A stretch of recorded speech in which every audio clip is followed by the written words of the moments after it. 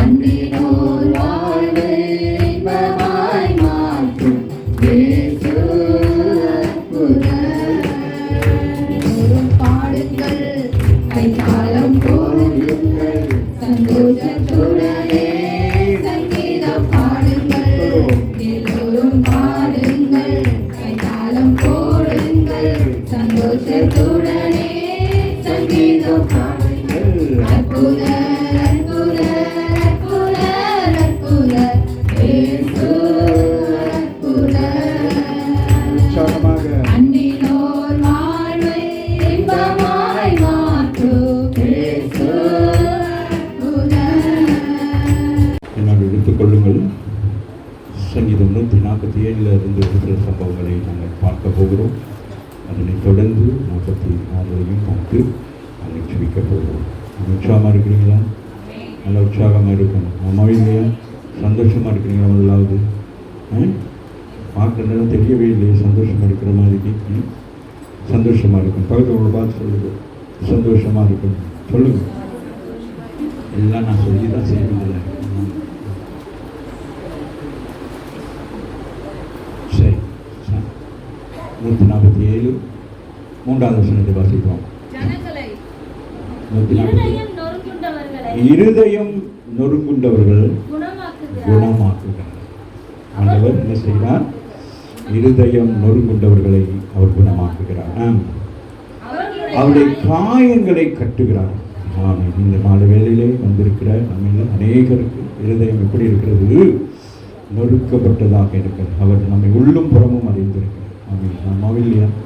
வெளியிலே சந்தோஷமாக சிரித்துக் கொண்டிருந்தாலும் உள்ளத்துக்குள்ளே ஏதோ ஒரு கவலை, ஏதோ ஒரு பாரம், ஏதோ ஒரு சஞ்சலங்கள், ஏதோ ஒரு போராட்டங்கள் நம்மை சூழ்ந்து கொண்டே இருக்கிறது. ஆகவே சங்கீதக்காரன் மூலமாக பரிசுத்த ஆவியானவர் இந்த மாலை வேளையில் நம்மோடு பேசுகிறார்.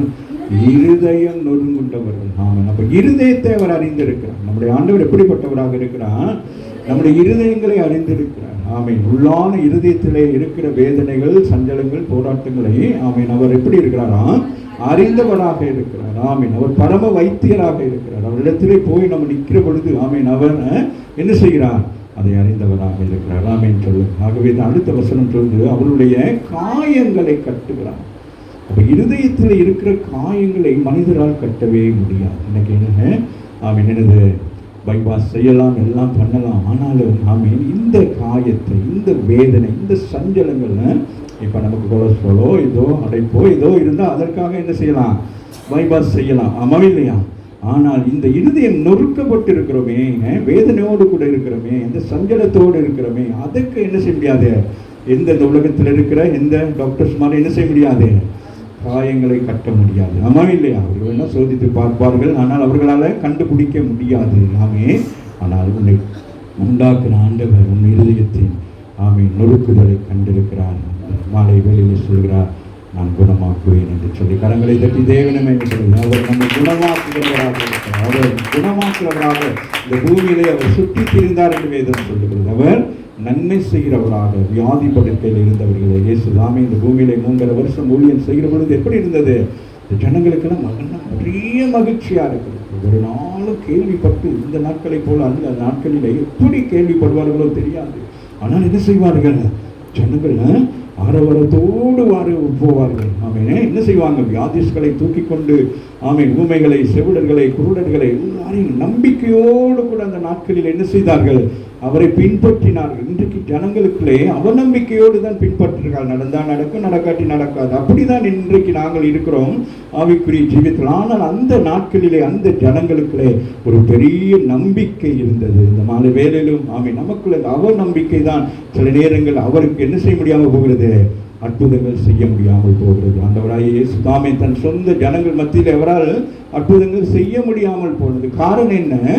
அவர்களுக்குள்ளே அவநம்பிக்கை. நாம இவரால் செய்ய முடியுமா என்று சொல்லி ஆமே. அப்படி நாங்கள் அவநம்பிக்கையோடு இருந்தோம்னா நம்மளால என்ன செய்ய முடியாது? நம்மளால் ஒன்றும் மேற்கொள்ள முடியாது. ஆகவே இந்த மாலை வேலையை கர்த்தர் சொல்லுகிறார், இருதயங்கள் நொறுக்குண்டவர்களை குணமாக்குவேன், அவருடைய காயங்களை நான் கட்டுவேன் என்று சொல்லி. நம்ம எத்தனை பேர் விசுவாசிக்கிறீங்க? ஆமாவே இல்லையா? நம்முடைய இருதயங்கள் ஏதோ ஒரு வகையில் ஏதோ கடன் பிரச்சனைகள், ஏதோ ஒரு சம்பவத்தினால நம்ம இருதயம் அழுத்தப்பட்டு கொண்டே இருக்கும். மூச்சு விட முடியலனுவோம், ஏதோ இப்படி இடுப்புல கையை வச்சுக்கிடுவோம். இதெல்லாம் என்ன நமக்கு என்னது? இந்த இருதயம் என்னதுன்னா நம்முடைய கவலைகள், வேதனைகள் வருகிற பொழுது அந்த இருதயம் என்னவாகும்?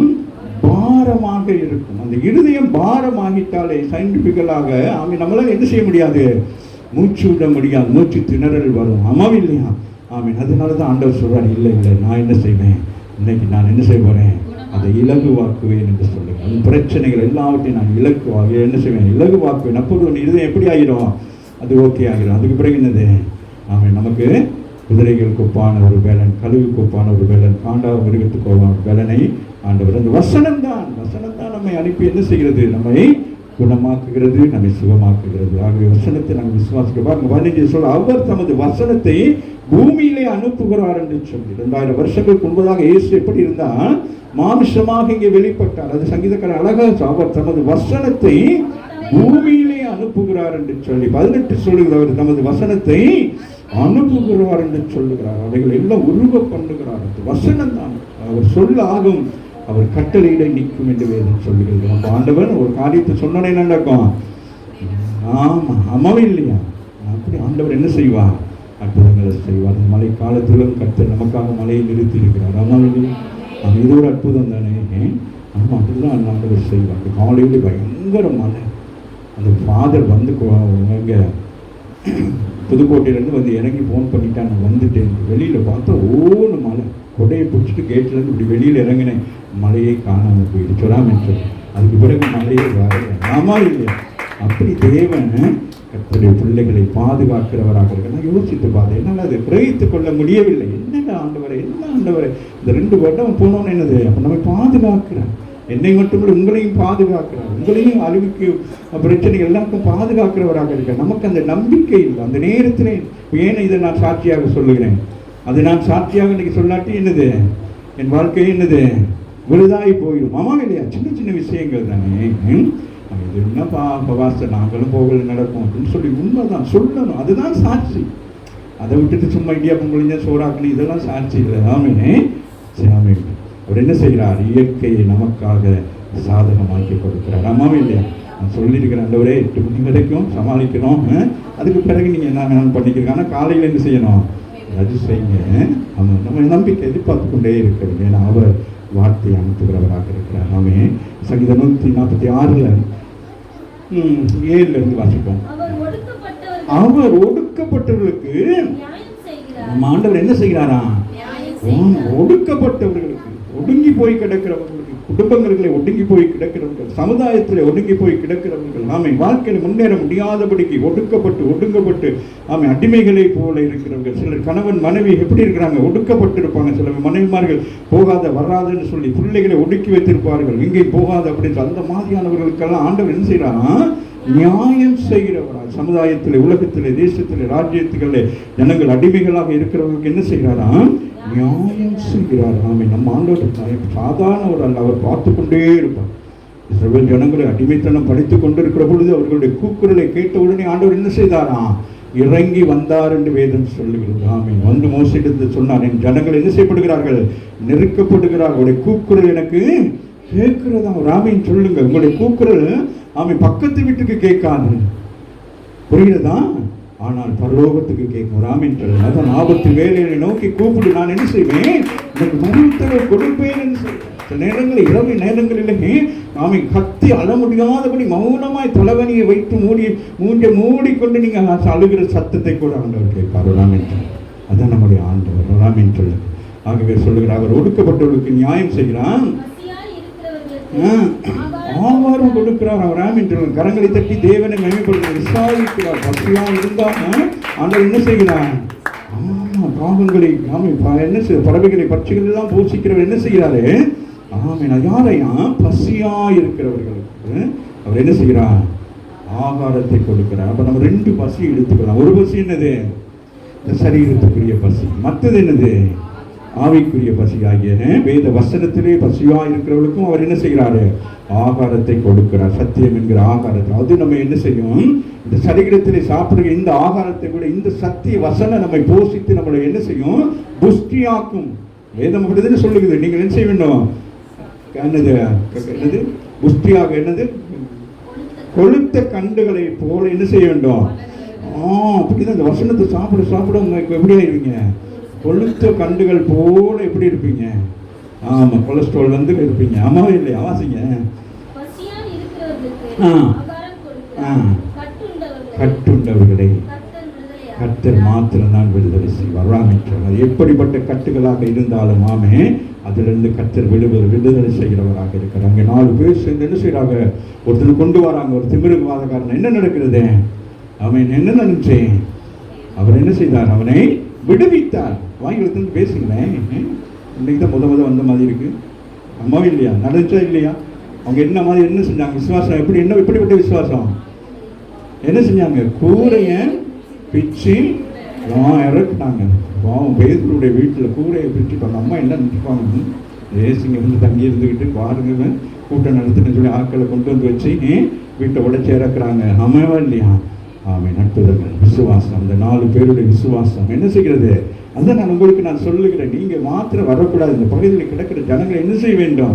ஆமாம், உங்க எல்லாருக்கும் தெரியுமே, 4வது சனிக்கிழமைக்கு என்னது விடுதலை ஊழியம் சொல்லி என்ன செய்ய வேண்டும்? அந்த நாட்கள் இப்படி வந்தாங்க. ஆமாம், இன்னும் ஜனங்கள் விட்டு உங்களால் வாய் பேச முடியாமல் இருக்கிறாங்க. அநேக ஜனங்கள் வெளியில் சொல்ல முடியாமல் இருக்கிறாங்க. அப்படிப்பட்ட ஜனங்கள் நீங்கள் போய் சந்தித்து கொண்டு வர வேண்டும். அன்றைக்கி அப்படி தான் செஞ்சாங்க. ஆமாம் இல்லையா? ஆமாம், ஆதி நாட்கள் சரி, முற்காலத்தில் அப்படி தான் செய்வாங்க. எங்கேயாச்சும் கன்வென்ஷன் மீட்டிங்கள் அப்படிலாம் வந்துட்டு என்ன செய்வாங்க? ஜனங்கள் கொண்டு போவாங்க, கொண்டு போய் விடுவிப்பாங்க. அவசியம் கண்களை கற்பாங்க. எவ்வளவு அழகாக சொல். கர்த்தர் திறக்கிறார். இந்த இடத்துல சொல்லப்படுகிற வார்த்தைகள் என்னது? கர்த்தர். வேற யாரும் என்ன செய்ய முடியாது. ஆமீன். குற்றங்களுடைய கண்களை கர்த்தர் திறக்கிறார். என்ன செய்யறாரு? மடக்கடிக்கப்பட்டவர்கள். ஆமீன். சோதனைகள் அதான் சொன்னபடியே அவங்க ஒதுக்கப்பட்டவர்கள். இவங்க என்ன செய்யறாரா? தூக்கி விடுகிறாராம். ஆமாவே இல்லையா? நம்ம என்ன செய்வோம்? ஏறி மிதிச்சிருவோம். ஆமாவே இல்லையா? வசதி வாய்ப்பு இருந்தால் அவங்களை தூக்குவோம். ஆமாம், அவங்கள போய் என்ன செய்வோம்? கூப்பிடுவோம், பார்ப்போம், பேசுவோம். இன்னும் வசதியெல்லாம் குறைச்சிட்டா நம்ம என்ன செய்வோம்? என்னது கண்டு காணாத மாதிரி. ஆனால் ஆண்டவர் சொல்லுகிறார் பாருங்க, மடக்கடிக்கப்பட்டவர்கள், ஒதுக்கப்பட்டவர்கள், உங்களால் இது முடியாது, உங்களால் இயலாது, உங்களை வச்சு ஒன்றுமே பண்ண முடியாது, அப்படிப்பட்டவர்களை கொண்டு கர்த்தர் பெரிய காரியங்களை செய்வார். அவருடைய ஊழியம் செய்யவோ அவருடைய சித்தத்தை செய்வதற்கோ பெரிய படித்தவர்கள், கல்விமான்கள், ஞானவான்கள் அல்ல, அவருடைய சத்தத்தை கேட்டு செயல்படுவதை கொண்டு கர்த்தர் பெரிய காரியங்களை செய்கிறவராக இருக்கிறார். ஆமாசிங்க. ஹலோ, என்ன சொல்றாரு? யாரு? ஹைகோர்ட்ல இருக்கிற நீதிமானையா? என்ன சொல்லுங்க? உங்களையும் என்னையும் ஆண்டவர் என்ன செய்கிறான்? சிநேகிக்கிறார். அவர் என்ன செய்கிறார்? நேசிக்கிறான்னு சொல்லல, சிநேகிக்கிறார். அது என்னது? அந்த சிநேகம் என்ப வார்த்தை எப்படிப்பட்ட வார்த்தை? மிகவும் அந்நியமானது. சிநேகிதர்கள் எல்லாம் இருப்பாங்க. சில சிநேகிதர்கள், சில சிநேகிதர்கள் எப்படி இருப்பாங்க? ரொம்ப அவங்க காணாட்டி நமக்கு எப்படி இருக்கும்? மனசுக்கு கஷ்டமாக இருக்கும். காலேஜுக்கோ ஸ்கூலுக்கோ வேலைக்கோ வேலை தலைவர்களுக்கோ எங்கேயோ போகிற நேரத்தில் நமக்கு மிகவும் பிடிக்கப்பட்டவங்க இருந்தால் நமக்கு எப்படி இருக்கும்? அவங்க மிஸ் ஆகிட்டா என்ன செய்வோம்? இன்னைக்கு வரலன்னா என்ன செய்யும்? நமக்கே மூட் அவுட் ஆகிடும், படிக்க நினைவு வராது. ஐயோ வரலையே சொல்லுகிறா. என்னது? நேசிக்கிறா. சொல்லுங்க, நீங்கள் அக்கம் பக்கம் இருக்கிறவங்க என்ன செய்யணும்?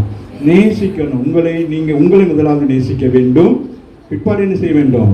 மற்றவர்களை நேசிக்க வேண்டும். கர்த்தருடைய பிள்ளைகளாகிய உங்க மற்றவர்களை என்ன செய்யணும்? அதுதானே இயேசுடைய அன்பு. இயேசு என்ன செய்கிறாரு? எல்லாரையும் நேசிக்கிறாரு, எல்லாரையும் பார்த்துக்கிறார். அவர் அந்த நாட்களில் என்ன பார்க்கணும் ரொம்ப சந்தோஷமா இருந்திருக்கும். ஆமாம் இல்லையா? அந்த யார் ஆசாரிகள் பூசாரிகள் இவர்கள் என்ன செஞ்சாங்க? அவங்க அந்த கோட்டுகளை போட்டுக்கிட்டு கையில் துண்டை எடுத்துக்கிட்டு பரிசெயர் சரிசெயர் அப்படியெல்லாம் திரிகிற நேரம் வந்து இயேசு ரொம்ப நோமலாக தான் ட்ரெஸ் எல்லாம் உடுத்திட்டு என்ன செய்கிறாரு? வந்து அவங்களாம் பார்க்குறேன், எப்படி இருக்கிறீங்க அப்படின்னோன்னா எல்லாம் என்ன செய்கிறாங்க? வந்துட்டார். என்ன செய்கிறாங்க? புரியுதா? அப்படி நாங்கள் உண்மையாக நேசமாக இருக்கணும். வீட்டில் நேசமாக இருக்கணும், வேலை ஸ்தலத்தில் இருக்கணும். அப்படி உம்முன்னு இருக்கக்கூடாது. சில பேர் என்ன செய்வாங்க? அப்படியே இருப்பாங்க. ஆமாம் இல்லையா?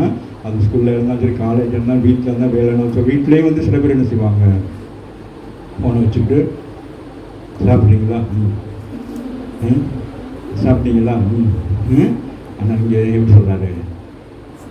சிநேகிக்க வேண்டும். இந்த மாலை வேலையில் ஏங்க பரதேசிகளை காப்பாற்றுகிறார். எல்லாராலும் கைவிடப்பட்டவர்களையும் என் ஆண்டவர் என்ன செய்கிறார்?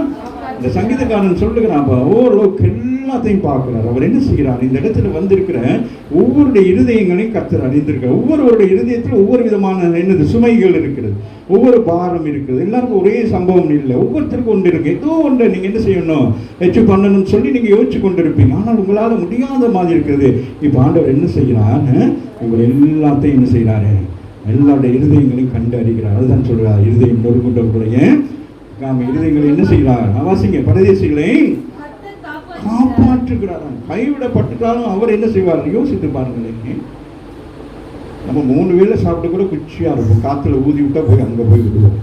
நம்ம இல்லையா? சரி, இந்த ரோட்டுகள் எல்லாம் பாருங்களேன். பரதேசிகள் சொன்னால் இந்த ஏழைகள், வறுமை கோட்டுக்கு இருக்கிறவங்க, அவங்க எப்படி இருப்பாங்க? சில நேரங்கள் இந்த பேரிஸ்க்கெல்லாம் போனால் ஆசையாக இருக்கும்.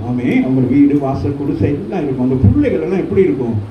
நம்ம பிள்ளைகளை தூக்கி வச்சுக்கிட்டு அப்படியே ஊட்டுவோம். ஆனால் அது தின்னு விட்டு அப்படியே இருக்கும். தலை மட்டும் கதை பஸ் இருக்கும், உடம்பெல்லாம் இப்படி இருக்கும். அதில் பிள்ளைகள் நல்லா புஷ்டியாக இருக்கும், ஓடி தெரியல ஆசையாக இருக்கும். அதை சின்ன சின்ன உடுப்புகளை போட்டுக்கிட்டு தொடர்புடான ஓடுற நேரம் கருப்பாக இருக்குங்க, மூஞ்செல்லாம் கறி மாதிரியெல்லாம் பூசிக்கிட்டு அதுக்கு தலையெல்லாம் ஒரு மாதிரி இருக்கும். ஆனால் அழகாக இருக்கும். ஏன்னா காரணம் என்னன்னு கேட்டால், ஆண்டவர் அவர்களை என்ன செய்கிறாங்க? அவர் போஷிக்கிறார். நம்ம போஷிக்கிறதுனால தான் வியாதியெல்லாம் வாருது. பிள்ளைகளுக்கு அதுக்கு அந்த டோனிக்கு கொடுக்குறேன், இதை கொடுக்குறேன், அதை கொடுத்தா இது வரும், இதை கொடுத்தா அதை வரும்னு சொல்லி அது கடைசியில் வாந்தி எடுத்து அது மூச்சு திணறி அவர்கள் அப்படி தெரியுமா? அந்த ஊற்று தண்ணியே குடிக்குங்க, அதில் தான் குடிக்குங்க, அதில் தான் விளையாடுது. நம்ம ஃப்ரெஷ் வாட்டர். என்ன வாட்டர் இது? What is the name of the water? Aqua. அதை சாப்பிட்டு பிள்ளைகள் கக்குவா. என் ஆண்டவர் நல்லவராக இருக்கிறார். பரதேசிகளை, அவர் திக்கற்ற பிள்ளைகளையும் விதவைகளையும் என் ஆண்டவர் எப்படிப்பட்டவராக இருக்கிறார் பாருங்களே. அவர் என்ன செய்கிறாராம்? திக்கற்றவர்கள், யாராலும் விசாரிக்கப்பட முடியாதவர்கள். 2வது விதவைகளையும் ஆண்டவர் என்ன செய்கிறார்? ஆதரிக்கிறார். உலகத்திலே அவர்கள் ஆதரவற்றவர்களாக இருப்பாங்க, நம்மளை விசாரிக்கிறவர்களாக இருப்பாங்க. அதுவும் நம்முடைய கலாச்சாரத்தின்படியாக கணவனை இழந்துட்டாலே என்ன நடக்கும்? அவர்கள் எந்த எந்த ஒரு முக்கியமான காரியங்களுக்கு என்ன செய்ய முடியாது, முன்னிக்க முடியாது. அது அப்படி அந்த மறைமுகமாக சில காரியங்களை சொல்லுவார்கள். அது அவர்களுக்கு அவ்வளோ வேதனையாக இருக்கும், வேதனைப்படுத்துவார்கள். சொந்தம் தான், அன்பு தான், சகோதரங்கள் தான், உறவுகள் தான். ஆனால் இப்படிப்பட்ட ஒரு நிலை வந்தவுடனே என்ன செய்வாங்க, அந்த ப்ரோக்ராம் நிற்கிற வாசல்கள் நின்றுட்டு இருக்கிறாங்களே அப்படின்னு யோசிச்சுக்கிட்டே இருப்பாங்க. ஆமாம் இல்லையா? அப்புறமேல அங்கே போனோம். ஆனால் பூனை ஒன்று பாய்ச்சிச்சுன்னா தண்ணியை தெளிச்சுட்டு உள்ள போடுவாங்க. ஆமாம் இல்லையா? வாசிங்க. இல்லை, அந்த வசனத்தை வாசிங்க. அவர் திக்கற்ற பிள்ளைகளையும் விதவைகளையும் ஆதரிக்கிறார். சொல்லுங்க. ஆமாம். நம்ம இவ்வளவு அன்பு செலுத்துகிறவராக இருக்கிறார் நம்முடைய ஆண்டவர். ஆகவே தான் சங்கீதம் 147:3 சொல்லுகிறது, இருதயம் நொறுங்குண்டவர்களை குணமாக்கி அவருடைய காயங்களை கட்டுகிறவராக இருக்கிறார். அதை குறித்து ஒரு சம்பவத்தை மாத்திரம் நாங்கள் புதிய ஏற்பாட்டில் பார்த்துட்டு அப்படியே நாங்கள் ஜெபத்துக்குள்ளாய் கடந்து போவோம். என்னோட எடுத்துக்கொள்ளுங்கள். மத்தேயு 9ஆம் அதிகாரத்தில் ஒரு சம்பவத்தை வாசிப்போம். இயேசு அவர் பின்னே சென்று தாவீதின் குமாரனே எங்களுக்கு இரங்கும் என்று கூப்பிட்டார்கள். அப்ப ரெண்டு குருடர்கள் என்ன செய்றாங்க? இந்த சங்கதி தேசமெங்கும் பிரசித்தமாயிட்டு, ஆண்டவர் இப்படி எல்லாம் அற்புதம் செய்கிறாள், அதிசயங்கள்லாம் செய்கிறான்னு கேள்விப்பட்டவுடனே இப்ப ரெண்டு குருடர்கள் என்ன செய்யறாங்க? அவர் பின்னே செல்லுகிறார்கள். தாவீதின் குமாரனே எங்களுக்கு இரங்கும் என்று கூப்பிட்டார்கள். அவர் என்ன செய்யறாங்க? குருடர்கள் என்ன செய்யறாங்க? அவரை அறிந்துட்டாங்க. புரியுதா? அவர்களுக்கு இயேசு எப்படின்னே தெரியாது. ரெண்டு பேருக்குமே என்னது, பிறவியிலே அவர்கள் குருடர்களாக இருக்கிறாங்க. ஜனங்களுடைய சத்தத்தை கேட்டு அவங்க என்ன செய்யறாங்க? தாவீதே குமாரனே எங்களுக்கு இரங்கும் என்று ரெண்டு பேரும் சொல்றாங்க. அவர் வீட்டிற்கு வந்த பின்பு அந்த குருடர் அவரிடத்தில் வந்தார்கள். அப்ப எங்கேயோ ஒரு இடத்துல சம்பவம் நடக்குது. ஆனால் ஆண்டவர் என்ன செய்யல, அவர்களுக்கு அப்படியே சந்தித்துக்கு அப்படியே வந்துகிட்டே இருக்காங்க. நல்லா கவனித்துக் கொள்ளுங்க. சில வேளைகளிலே ஆமே நம்முடைய ஜெபத்துக்கு சில நேரங்கள் என்ன நடக்கும்? விசுவாச பரீட்சை உண்டாகும். சரியா? அவங்க ரெண்டு பேருக்கும் கண்ணு தெரியாது. அவர் என்னது அற்புதம் செய்கிறார், குருடர்களை சுகமாக்குறார், ஊமைகளை பேச வைக்கிறார். செவிடருடைய காதுகள் திறக்கப்பட்டு சப்பானிகள் நடக்கிறாங்க. ஆனால் இங்கே ரெண்டு பேர் என்ன செய்யறாங்க? இயேசுக்கு தெரியுது. ஆமாம் இல்லையா? ரெண்டு பேரும் குருடர்கள் தடவி கொண்டே வாராங்க. ஆனால் ரெண்டு பேரும் சொல்றாங்க, அவர் தாவீதின் குமாரனே என்று வேற சொல்றாங்க. அப்ப எப்படி இருக்கும்? தாவீதின் குமாரனே என்று சொல்ற நேரம் அவர்கள் குருடர்களாக இருந்தாலும் கூட ஆண்டவருடைய சரித்திரத்தை அறிந்தவர்களாக இருக்கிறாங்க. வராமன்னு சொல்லுங்க. தாவீதின் பரம்பரையில் தான் இயேசு வருவார் என்பதை இஸ்ரவேல் ஜனங்கள் அறியாத பொழுதும் அந்த குருடர்கள் என்ன செய்திருக்கிறார்கள்? அறிந்திருக்கிறார்கள். ஆனாலும் அவர் வீட்டுக்கு வந்த பின்பு அந்த குருடர்கள் என்ன செய்யல? அவங்க என்ன செய்யல? ஐயோ சரி, இன்னொரு சான்ஸ் வந்தால் பார்ப்போம், நம்ம கூப்பிட்டோம், நம்மளை திரும்பி பார்க்கல, அதனால நம்ம என்ன செஞ்சிருவோம்? அந்த இடத்துல இருப்போம் நினைக்கல. அவங்க என்ன செய்யறாங்க? பின் தொடர்கிறார்கள். அற்புதங்கள் அதிசயங்கள் நம்முடைய வாழ்க்கையிலே வர வேண்டும் என்று சொன்னால் நம்ம என்ன செய்யணும்? இயேசுவை பின் தொடர வேண்டும். ஆமாவில்லையா? அவருடைய வசனத்தை பின் தொடர வேண்டும், அவருடைய வார்த்தையை பின் தொடர வேண்டும். நமக்கு ஆண்டவர் ஐயோ நம்ம பார்க்கலையே, இல்லையே, நம்ம ஜெபம் கேட்கப்படலையே, சபைக்கு போகிறோம், இதுவரைக்கும் நமக்கு ஜெபம் கேட்கப்படவில்லையே அப்படின்னு நம்ம நினைக்கக்கூடாது. என்ன செய்யணும்? அவரை பின்தொடர வேண்டும். இயேசு சொல்லுகிறார், என்னை நீங்கள் என்ன செய்யுங்கள்? பின்பற்றுங்கள் என்று சொல்லுகிறார். ஆமேன். அதுதான் அவருடைய ராஜ்யத்தை தேடும்படி சொல்ல. ஆகவே இவர்கள் வாசிங்களேன், அவர் வீட்டுக்கு வந்த பின்னும் அந்த குருடர்கள் வந்து பின்னுக்கே எப்படி வந்தாங்க தெரியல. பாருங்களேன், நம்மளா இருந்தால் நான் என்ன செய்வோம்? இயேசு ஒரு ரோட்டில் போனால் நம்ம ஒரு அடுத்த ரோட்டில் போவோம். ஆமாம் இல்லையா? அதுக்கப்புறம் அந்த பின்தொடர்ந்து வருகிறார்கள். சொல்லுங்க, குருடர்கள் இயேசுவை பின்தொடர்கிறார்கள். கண் தெரிந்தவர்களோ இயேசுவை பின்தொடராதபடிக்கு உலக வழிகள், உலகத்து காரியங்களுக்கே போய்கொண்டிருக்கிறார். உலகத்தை நம்பி உலகத்தில் இருக்கிற சம்பவங்களுக்கு செவி கொடுக்கிறார்கள். அவர்கள் பாருங்களேன்,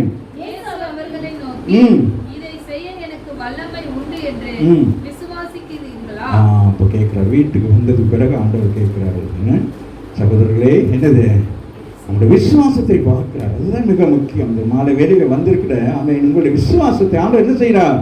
சோதித்து பார்க்கிறார். விசுவாசம் என்பது அது மிக எப்படிப்பட்டதா? விசுவாசம் எப்படி இருக்கணுமா? கட்டுகளவு விசுவாசம் இருந்தால் போதுமா? என்னது? அவர் பெரிய காரியங்களை செய்வார். அப்போ வந்தவொன்னு அவர்கிட்ட கேட்கிறார். என்ன கேட்கிறார்? வாசிங்களேன். இதை செய்ய எனக்கு வல்லமை உண்டோ என்று விசுவாசிக்கிறீர்களா என்று கேட்பதற்கு அவர்கள் ஆம் விசுவாசிக்கிறோம் ஆண்டவரே. எவ்வளவு சந்தோஷமாக இருந்திருக்காமா இல்லையா?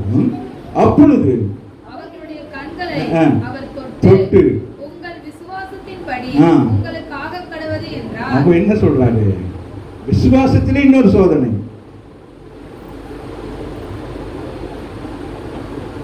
அவர்கள் உண்மையா விசுவாசித்திருந்தா என்ன நடந்திருக்கும்?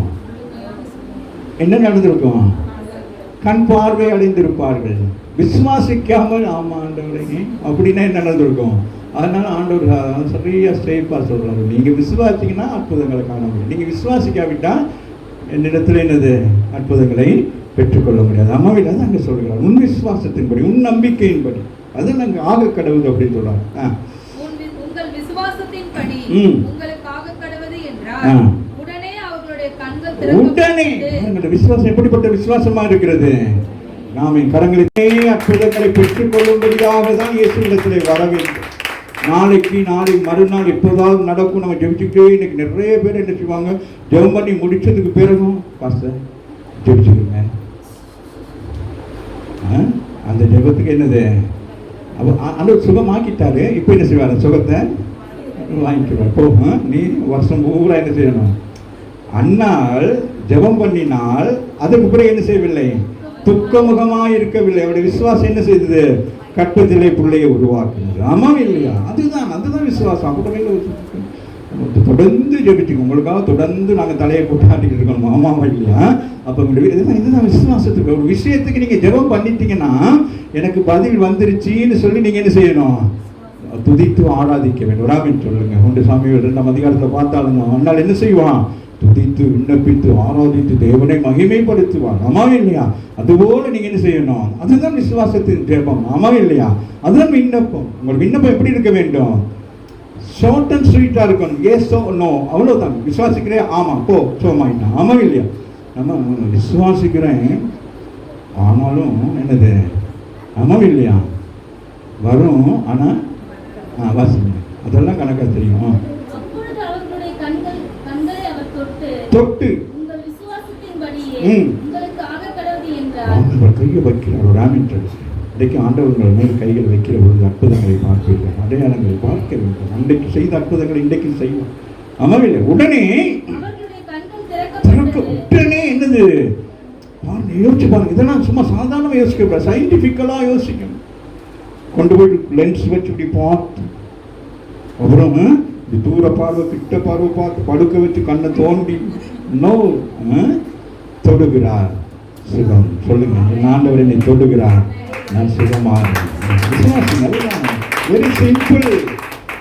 வேதத்தில் நாங்கள் இவைகளை வெரி சிம்பிளாக எடுத்துக்கொள்ள வேண்டும். தொட்டால் சோமா, அவ்வளோதான், வேற ஒன்றுமே இல்லை. அந்த ஸ்திரீ 12 வருடங்கள் பெரும்பாலுள்ள ஸ்திரீ என்ன செய்கிறார்? போயிட்டு நிற்கல, ஆண்டவரே அங்கே தலையை கொடுக்கல. அவன் செஞ்சான். அவன் என்ன செஞ்சான்?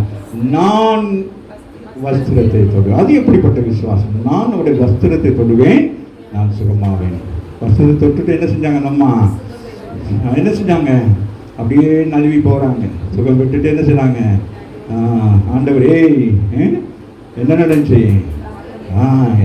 என் வஸ்திரத்தை யாரோ தொட்டு இருக்கிறாங்க. பேர் சொல்றாரு, என்ன ஆண்டவரே இவ்வளவு ஜனங்கள் வந்து இருக்கிறாங்க, யார் தொட்டது அப்படின்னு கேட்குறீங்களே அப்படின்னு சொல்றாரு. எனக்குள்ளே இருந்த ஒரு வல்லமை புறப்பட்டு போகுது. இந்த மாலை வேலையிலே ஆண்டவருடைய வல்லமை இந்த நேரத்தில் இந்த இடத்துக்கு புறப்பட்டு போகும். ஆமீன். வாசிங்க. உடனே அவருடைய கண்கள் திறக்கப்பட்டது.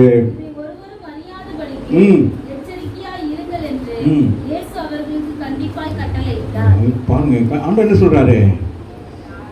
அடுத்த ஞாயிற்றுக்கிழமை வந்து சாட்சி சொல்லு, முன்னே யூடியூப்ல போட்டு விட்டுரு, ஒரு போட்டோ எடுங்க. என்னது?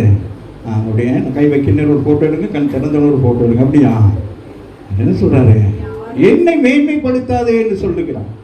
இது தேவன் செய்த அற்புதம். அதனால நீங்க என்ன செய்யக்கூடாது? என்னை மேன்மைப்படுத்தாதீர்கள் சொல்ற. அதெல்லாம் நாங்க சொல்லுகிறார். உடனே அவருடைய கண்கள் திறக்கப்பட்ட பொழுது அதை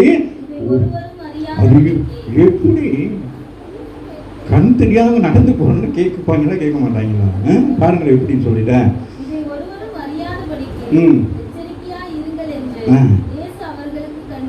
கண்டிப்பாய் சொன்னார். என்ன சொன்னாரு? அடுத்த வருஷம் வாசங்களை முடிச்சுட்டார். அவர்களோ நம்மை போல அமைதியா இருந்துட்டார். அப்படியா இருக்கு? அவர்களோ புறப்பட்டு போகிற பொழுது என்ன செஞ்சாங்க? அந்த தேசம் எங்கும் அவருடைய கீர்த்தியை பிரசித்தம் பண்ணினார்கள். கரங்களை தட்டி தேவனை மகிமைப்படுத்தும். இந்த அற்புதம் நடந்தா ஆமே, அது நாளைக்கு சொல்லுவோம். அடுத்த வாரம் அப்படி இல்லை. என்ன செய்யணும்? இவங்க 2 பேரும் என்ன செஞ்சிருப்பாங்க? எல்லாருக்கும் வர்ற நேரம் எப்படி வந்தாங்க? தடவி கொண்டு வந்தார்கள். போகிற பொழுது எப்படி போறாங்க? ஆடி பாடி ஆரவாரம் பண்ணிக்கிட்டு போறாங்க. அப்போ பார்த்தோன்னு வெளில என்ன நடக்குது? அந்த யூனிஃபார்ம்லாம் போட்டிருப்பாங்க இல்லையா, அந்த குருடர்கள் அதெல்லாம் கழட்டி வீசிட்டு 2 பேரும் என்னது? அல்லேலூயா அல்லேலூயா அல்லேலூயா அல்லேலூயா அல்லேலூயா ஆமென் அல்லேலூயா.